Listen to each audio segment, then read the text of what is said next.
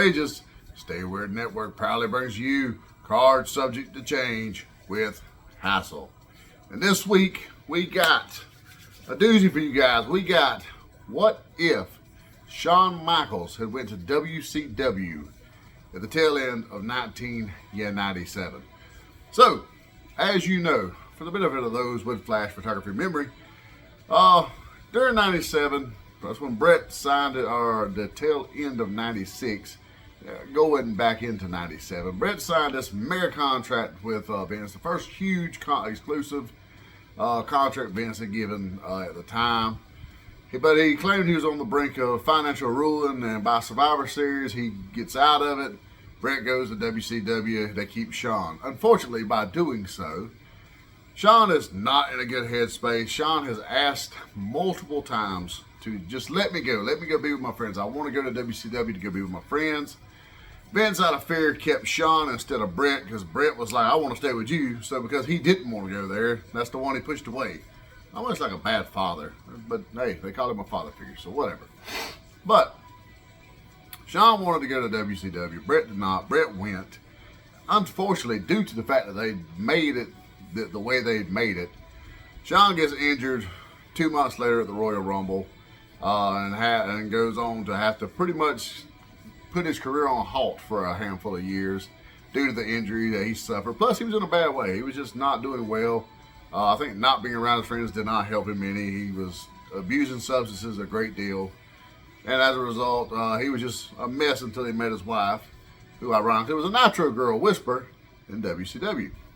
So, Bret Hart goes to the WCW. They don't know what to do with him. Obviously, when they finally start figuring out what to do with him around 99, the kick happens.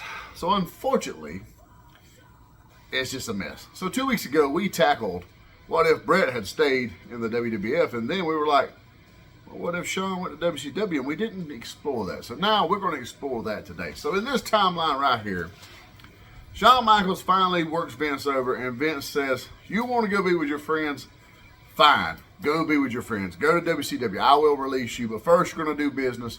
You're going to put Bret over at the Survivor Series. Well, as we explored in our timeline there, the Montreal screw job does happen, but it's a work this time instead of a shoot. And we screw over Shawn Michaels, thus Mr. McMahon is stillborn. Bret Hart stays in WWF, and all is well over there. Both men's careers survive. So, what would happen to Shawn then? Let's explore that. So, the night after the Montreal screw job, Shawn is a free agent. During a segment with Nash and the Giant, where they're getting ready to have the Battle of the Giants at Starrcade, out of nowhere through the crowd comes none other than Shawn Michaels, who blindsides the Giant with a super kick. Nash and Michaels instantly embrace, signaling that the Wolfpack has a new member, the NWO has a new member, and his name is the Heartbreak Kid, Shawn Michaels. Next week on Nitro, the NWO would come out to the ring without Shawn Michaels. Hogan and Bischoff would start teasing their new member, their new acquisition, so to speak. Well, out of nowhere, Nash snatches the microphone and says, you ain't going to be the one to introduce him. He's ours. We're going to introduce him. So, Hall and Nash then introduced the Heartbreak Kid, Shawn Michaels, who then tunes up the band and comes down to the ring, giving the old too sweet to his clique members. Well, at this point, Shawn looks at the camera and goes, so this is where the big boys play, huh? Well, there's a new kid in town and I ain't here to play. Well, they kind of tease a little dissension between Shawn and Hogan at this point. And then out of nowhere, they laugh and embrace and get a good hug with one another. Eric then tells Shawn, welcome to the Ace Show. That's when Shawn will say, easy fella, I'm still a little raw. But if I'm going to be here in WCW where the big boys play, I want to make my in-ring debut against a WCW legend at Starrcade, against none other than the Nature Boy, Ric Flair. Woo! So, we now have Shawn Michaels versus Ric Flair at Starrcade, 1997. What if? Heading into Starrcade, you can only imagine the promos that we would get out of Shawn and Flair. These guys would have a great build to what would be an even better matchup. Because at this point, Flair, while he's doubting himself a little, Shawn definitely commanded the ring. And at the same time, Flair could wrestle a broom even then. So we're going to say these two go on to have a great program. And just so we go ahead and squash everything so you guys can really enjoy this. What saved Shawn Michaels is he was introduced to Whisper, the Nitro Girl, who comes along around this time frame here. And she got him, they have a relationship, they get married. He gets saved through the Almighty Lord Jesus Christ. And as a result, he gets his life on track. So, for those who are open-minded, we're going to say, what if he just met her a little earlier? We sped the timetable up. He's still a prick. He's still Shawn Michaels. But at the end of the day, he's a saved prick. There we go. So, moving into Starrcade 1997, Ric Flair and Shawn Michaels would have an epic 5-star Meltzer match. This will be just a thing of beauty. With the Horsemen getting involved, Arn and Benoit would get involved in the matchup. Hall and Nash would get involved. You got a little bit of shenanigans from everybody. But in the end, Mongo McMichaels goes to hit Shawn with that loaded Super Bowl ring that he used to carry around at the time. Shawn ducks, letting Mongo blast Flair. Mongo turns around to a super kick from Shawn Michaels. Shawn covers Flair for the 1, 2, 3 and the victory, making his in-ring debut with a win over none other than the Nature Boy, Ric Flair. Well, now this is the Starrcade where, well, that didn't work for me, brother. But in our universe, in this timeline, let's just say Hogan was ready to play ball. That worked for him. Sting showed up with a tan that night, I guess. Sting gets the clean victory over Hulk Hogan at Starrcade, and all is right in WCW. So the next night on Nitro, Hogan's going to come out to the ring demanding my rematch out of Sting at the next pay-per-view. But that's when Scott Hall, Shawn Michaels, and Nash, the Clique, start playing their little games. Because let's face it was only going to be a matter of time once the Clique is reformed before they kind of start pulling their cards. They're going to tease Hogan a little bit. And as you know, Scott Hall had won World War III in November, setting himself up as the new #1 contender once Hogan and Sting's little beef is squashed. So at this point, Scott Hall would then look at them both and tell them, it doesn't matter if you win or if Sting wins, Hogan, because Super Brawl, this is your next world champion, Chico. What if?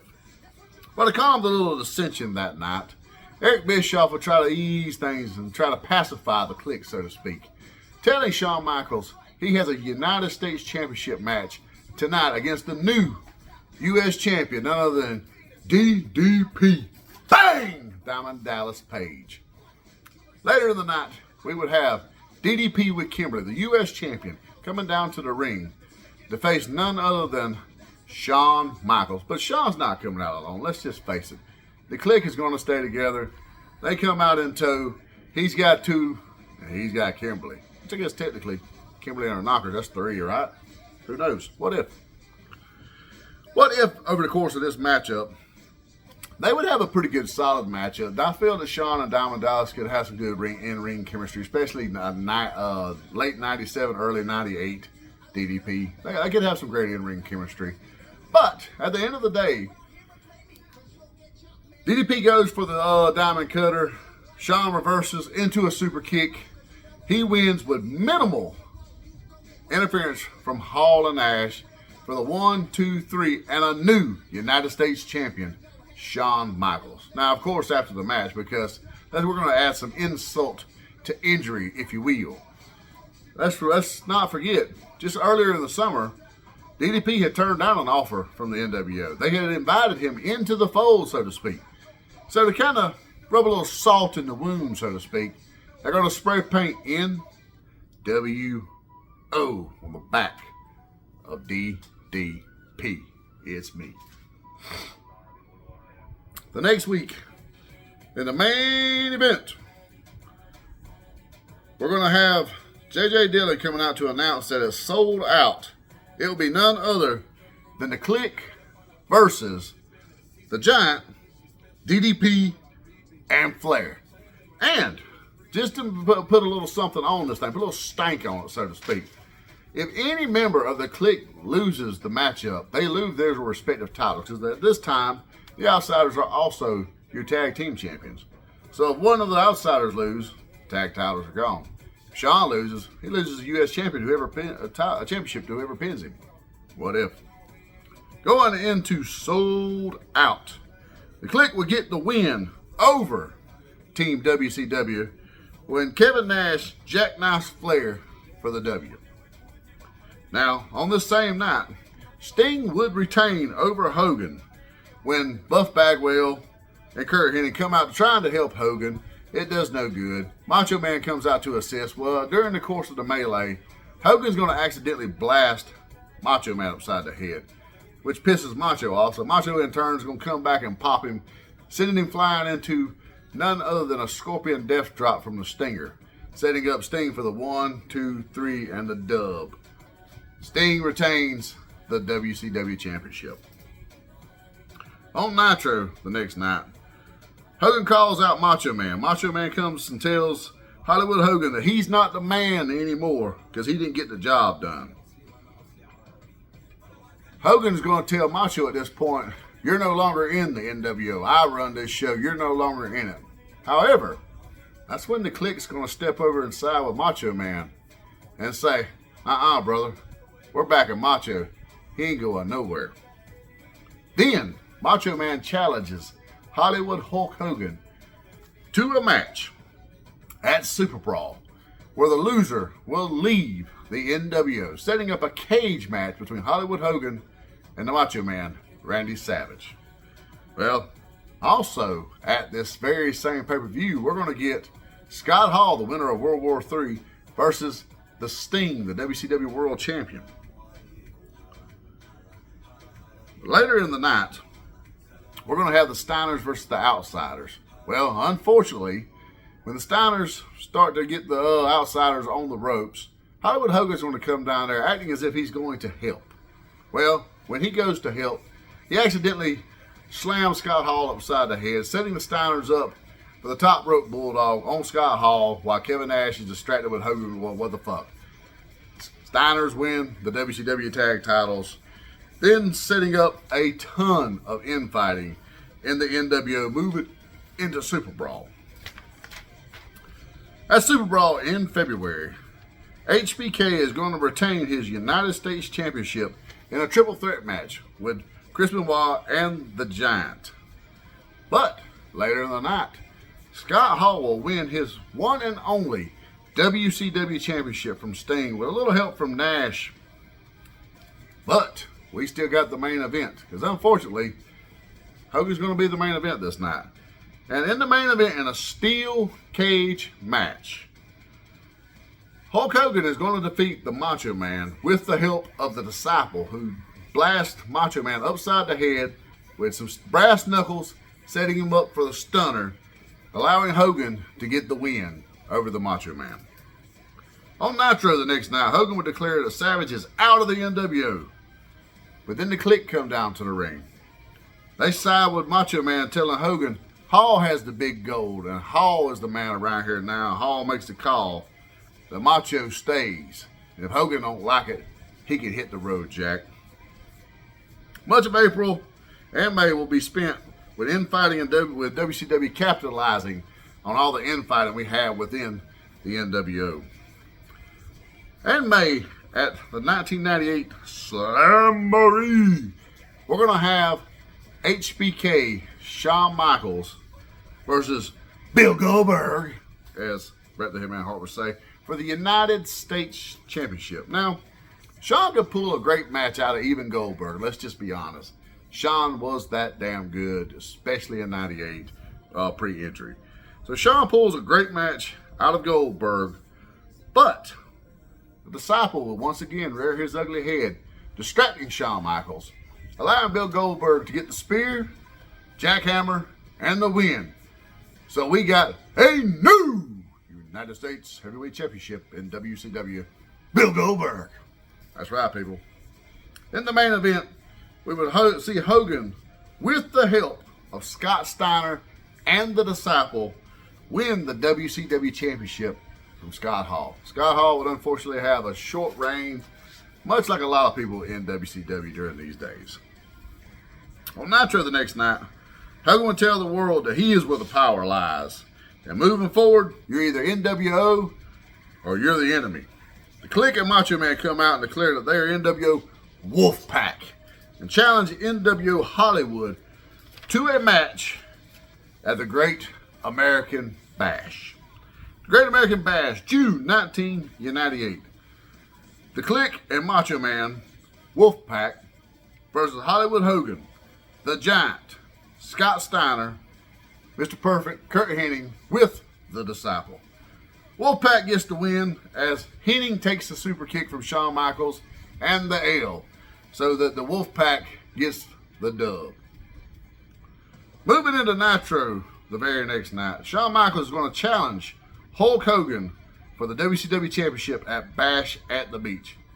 Hogan's going to tell Shawn, little man, you ain't on my level. This is where the power lies, brother. To get to me, you got to go through the Giant. Later in the night, Shawn Michaels would go through the Giant, getting a win and the #1 contendership.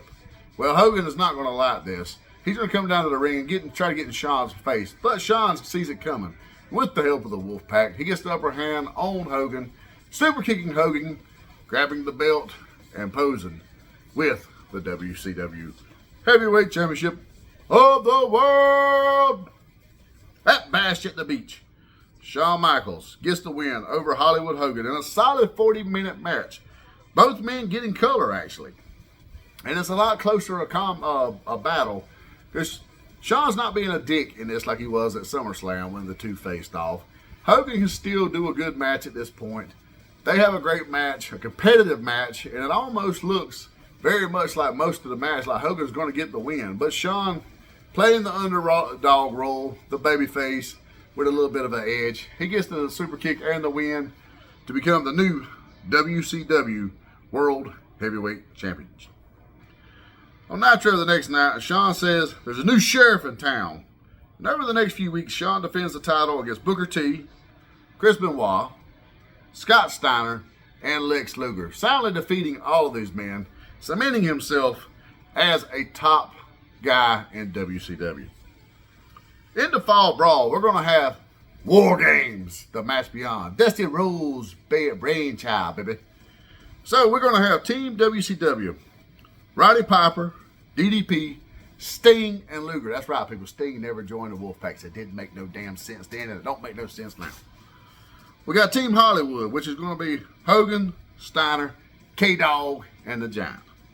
And Team Wolfpack, we got Shawn Michaels, Kevin Nash, Scott Hall, and a mystery partner. They don't say who it's going to be until the night of War Games. And at War Games, it is none other than Warrior. That's right, Warrior doesn't make his debut with that bullshit 50-minute promo he cut on that Nitro that was just an abortion of a promo.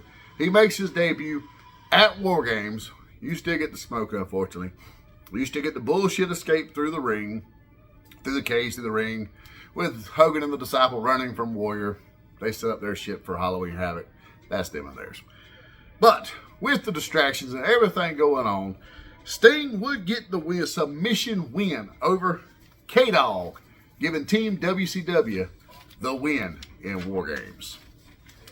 The next night on Nitro, Sting is going to declare himself as the winner of War Games as the #1 contender for Shawn Michaels World Heavyweight Championship at Halloween Havoc. Shawn comes out to the ring and says, "Scary man, you ain't the first spooky guy I've ever fought before. So you're on." And he just laughs it off. Well, later in the night, Nash tries to warn Shawn Michaels about Sting. Like, hey, look, I know you think you're the big king shit around here. Don't take Sting lightly. Sting is not someone to be underestimated. I've seen what this man can do against an entire army. You don't want to fuck with him. So, be cool, dude. Shawn's going to laugh him off and tell him, I don't need you guys' help. I'm going to beat Sting on my own at Halloween Havoc. At Halloween Havoc, Shawn Michaels will come to the ring alone. No Wolfpack. Sting and him put on a clinic. And let's face it, these two could have had a banger. I'm talking about an amazing matchup. Prime Sting, prime Shawn Michaels, thing of beauty. Like, whether you like Shawn or not, I was not a Shawn Michaels guy back in the day. I'm not really now. The guy could go. Him and Sting would have been beauty. But during the match, Sting would get a ton of false finishes on Shawn Michaels. But at the end of the match, the lights go off. And a familiar bell tolls. The light comes back on. Sting standing behind Shawn. Shawn's got looking like he's got a little bit of PTSD. Sting drops the Scorpion Death Drop on Shawn and gets the 1, 2, 3 for the WCW World Heavyweight Championship. Sting is our new champion. The next night on Nitro, Shawn will come down to the ring to congratulate Sting. Telling Sting, hey, you played the mind game, Spooky Man. You done it. You got over on me. You tricked me. You got me. Congratulations. Plus, you're a hell of a competitor. Doing a real good baby face, trying to get over with the fans a little further and cementing himself.